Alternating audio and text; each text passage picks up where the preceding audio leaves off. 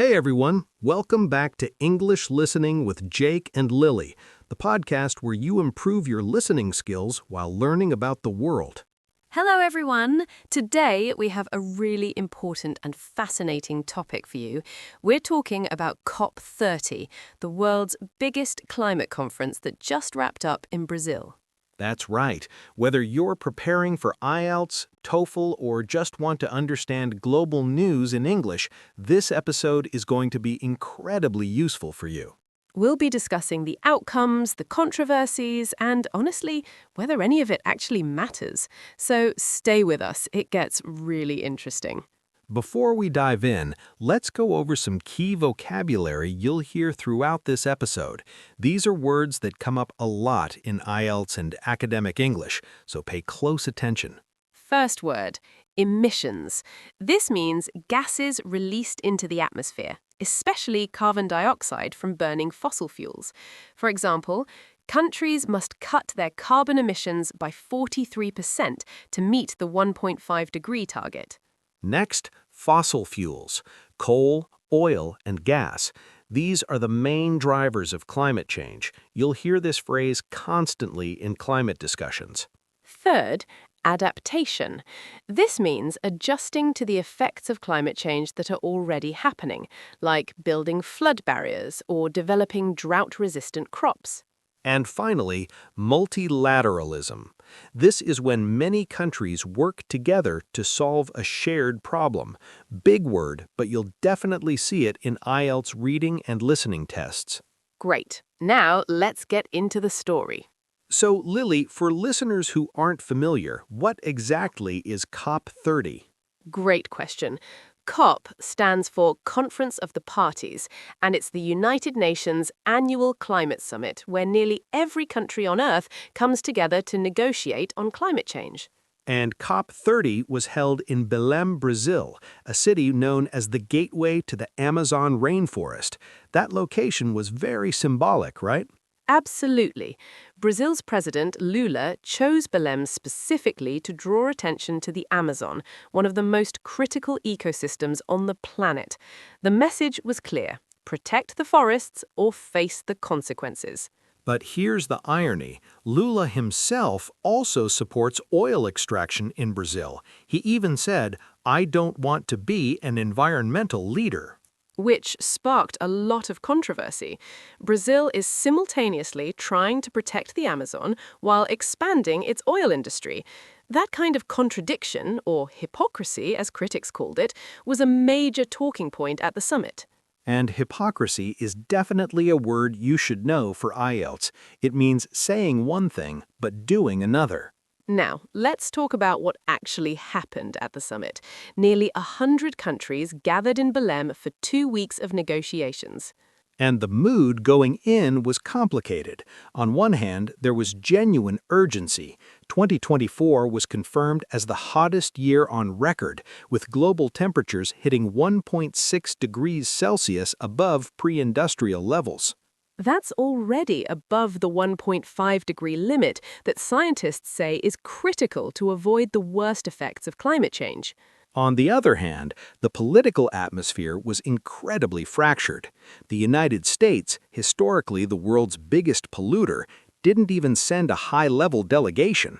President Trump had withdrawn the U.S. from the Paris Agreement back in January 2025, and he called climate change the greatest con job ever perpetrated on the world. Strong words, and their absence was felt deeply.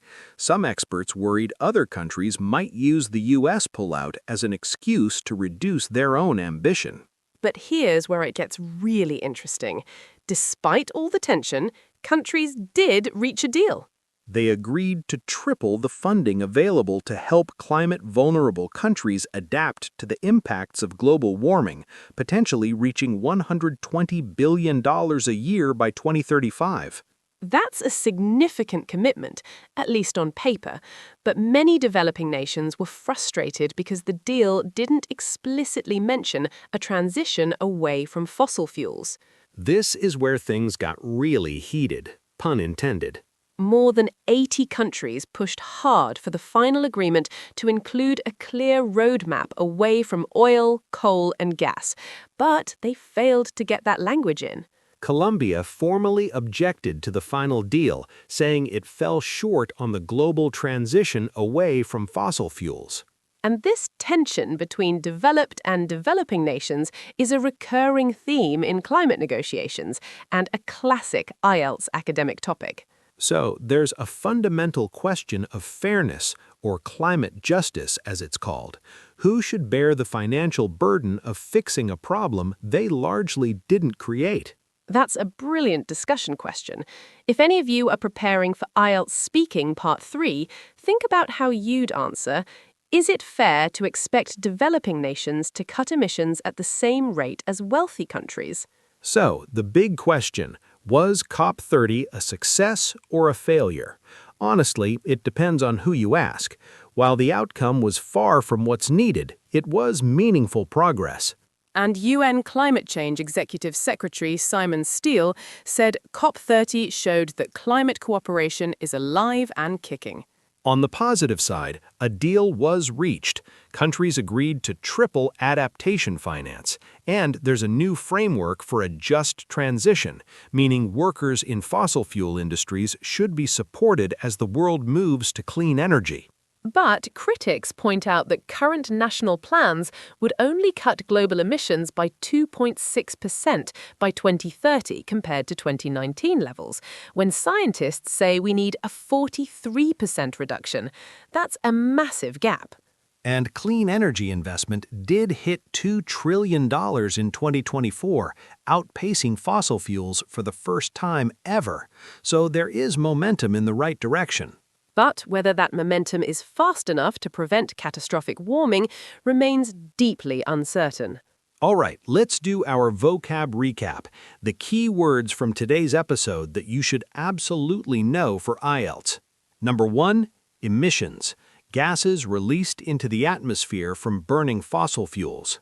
Number 2, adaptation, adjusting to the effects of climate change that are already happening, like building flood barriers or developing drought-resistant crops. Number 3, multilateralism, cooperation between many countries on a shared issue. Number 4, hypocrisy, saying one thing but doing another. Number 5, climate justice, the idea that the burden of addressing climate change should be shared fairly, considering who caused it most. Number 6, just transition, ensuring that workers in fossil fuel industries are supported as the economy shifts to clean energy. Now for our IELTS tip of the day. When answering questions about environmental topics, try to present both sides before giving your opinion. That kind of balanced language scores very highly in IELTS Writing Task 2 and Speaking Part 3. And that's a wrap for Episode 1. Thank you so much for listening. We really hope this helped your English and gave you something to think about. If you enjoyed this episode, please subscribe and hit the notification bell. We upload new episodes every Monday, Wednesday, and Friday at 8 p.m. Next episode, we'll be talking about artificial intelligence and the future of work, another huge IELTS topic, so don't miss it. And let us know in the comments, do you think COP30 was a success or a failure? We'd love to hear what you think. See you next time. Take care, everyone. Bye.